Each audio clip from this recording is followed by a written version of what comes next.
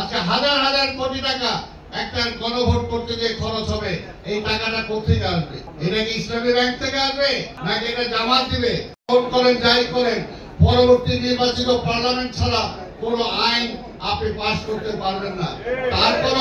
তারপর আমরা গণভোটে রাজি হয়েছিলাম যে ঠিক আছে, জাতির বৃহত্তর স্বার্থে আমরা গণভোট রাজি হই, কিন্তু সেটা আমরা বলেছিলাম যে একই দিনে করেন। কি কারণে? আজকে হাজার হাজার কোটি টাকা একটা গণভোট করতে যে খরচ হবে, এই টাকাটা কোথেকে আসবে? এটা কি ইসলামী ব্যাংক থেকে আসবে, নাকি এটা জামাত দিবে?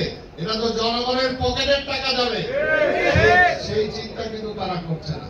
সেই চিন্তা তারা করছে না। অর্থনীতি 12টা বাজুক, মানুষ না খেয়ে মারা যাক, তাদের কিছু আসে যায় না, কিন্তু তাদের দাবিটাই মানতে হবে।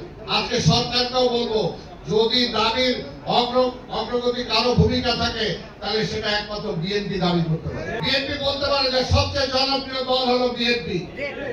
এই দেশের রাষ্ট্র ক্ষমতায় বারবার জনগণের সমর্থন দিয়ে বিএনপি এসেছে, কিন্তু আমরা এখনো কিন্তু সেইভাবে কথা বলি নাই, আমরা বলিও না। আমরা চাই সবাইকে নিয়ে ঐক্যবদ্ধভাবে দেশটাকে পরিচালনা করতে, এবং এখন একটা যেটা যে সব কিছু বাদ দিয়ে একটা নির্বাচন, জনগণের ম্যান্ডেট আমরা নিতে চাই। জনগণ ঠিক করবে রাষ্ট্র কিভাবে চলবে না চলবে।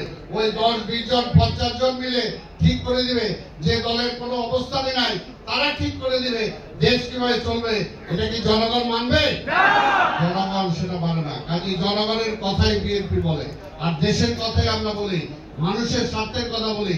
বিএনপি নিজেদের ক্ষমতার জন্য কথা বলে না। যদি আজকের এই সরকার বলে যে রাজনৈতিক দলগুলো ঠিক করবে, তাহলে তুমি আসো কেন ভাই ক্ষমতায়? তাহলে এই সমস্ত উপদেষ্টারা কেন আছে? তারা যদি এই সমস্ত সমাধান করতে না পারে, দীর্ঘ 9 মাস আলোচনা হয়েছে, এখন আবার ব্যাক টু প্যাভিলিয়ন বলে যে রাজনৈতিক দলগুলো ঠিক করতে হবে। তাহলে আপনার কামটা কি?